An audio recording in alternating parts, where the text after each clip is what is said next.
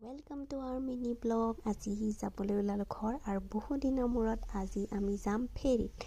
আমি সদায় ৰাস্তা দি যাওঁ, আজি ভাবিলোঁ বহুত দিনৰ মূৰত ফেৰীতে যাওঁ। উত্তৰ গুৱাহাটীলৈ আমি বাইক লৈ ফেৰীত যাওঁ আৰু তাৰপিছত আমি ৰাস্তা দি আকৌ যাওঁ ঘৰলৈ।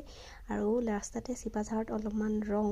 আজি ভিতৰত চিটেই নাপালোঁ, অলপ দেৰি হ'ল যাওঁতে, কিন্তু দেৰি হোৱাৰ এটা লাভো হ'ল যে আমি বেছি দেৰি ৰ'ব লগা নহ'ল, কাৰণ বেছি দেৰি ফেৰীত থিয় হ'ব নালাগে, 10 মিনিটত পায়ে যায়।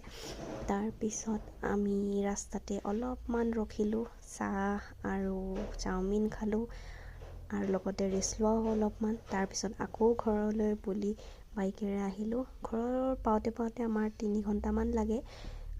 এইবাৰ ঘৰত এখন কাজু আছে।